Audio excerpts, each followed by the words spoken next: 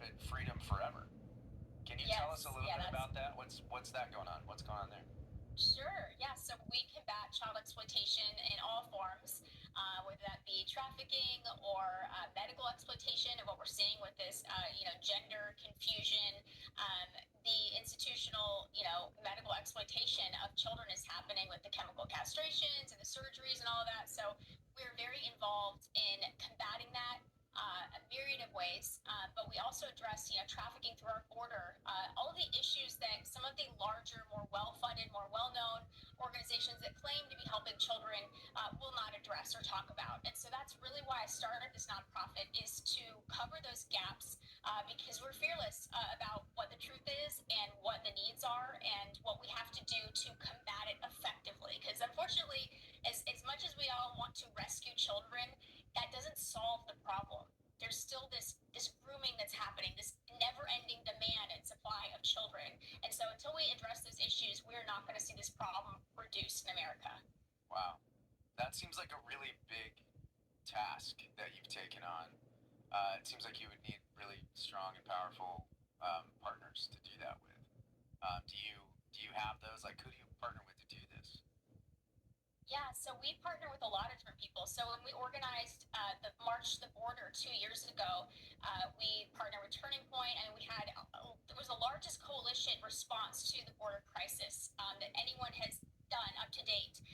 And so we find ways to partner with other value-based organizations fighting with the same strategy. So, part one is admitting the problem. If you can't recognize there's a border crisis, that trafficking children is wrong, then we're probably not going to align with these other organizations. And sadly, many of them are enabling. So we try to find like-minded individuals and organizations to partner with so we can amplify our messaging. Now, our nonprofit is volunteer run. I don't take a salary, and nobody else does. So it's me and other incredible humans lending their expertise and skill set, whatever that may be. So we come together and we find ways. So we have like a Project Veritas style investigative journalism arm that we've exposed the transgender pediatric clinic in Nashville. And now we have legislation that is banning child mutilation in our state. So we do a lot of really amazing things just because average people that care about this issue come to the table and we find out how we can work together. That's how you got on my radar. Was I saw your speech at the rally to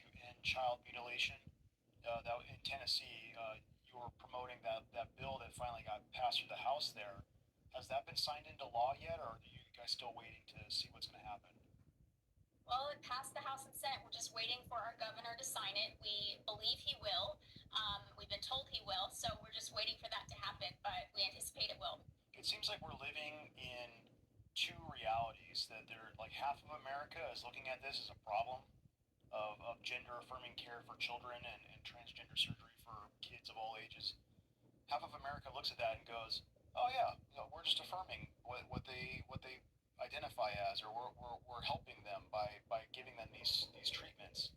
And the other half of America is just horrified at it. How do you bridge that gap? Because that it's just two different realities. It's two different worlds almost. Well, I mean, look at what's happened to academia. I mean, this is how we've been primed to accept these theories, which are, I mean, crackpot theories, completely not even backed by fake science. I mean, they don't even have the fake science to substantiate their crackpot theories. So, what is being done to children is medical experimentation and exploitation. We're talking about drugs that are being used off label with no long term safety studies whatsoever. And the lie that they use, the emotional manipulation of, would you rather have a dead son or a live daughter, is just a manipulation.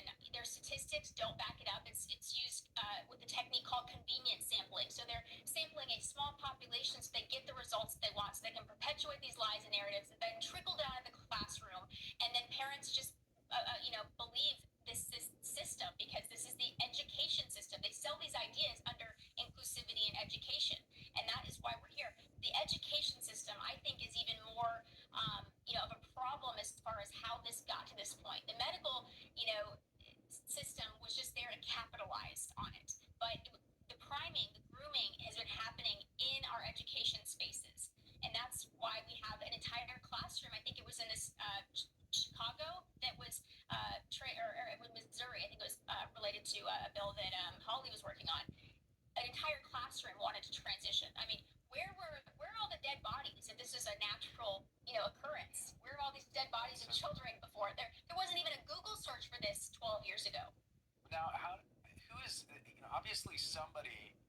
is benefiting from this? Um, something like this, a movement culture where they're exploiting kids, like who's benefiting? Obviously somebody is benefiting from this. Um, something like this, a movement culture where they're exploiting kids, like who's benefiting? Like at the end of the day, who do you think is behind all this? Is it Klaus I, Schwab?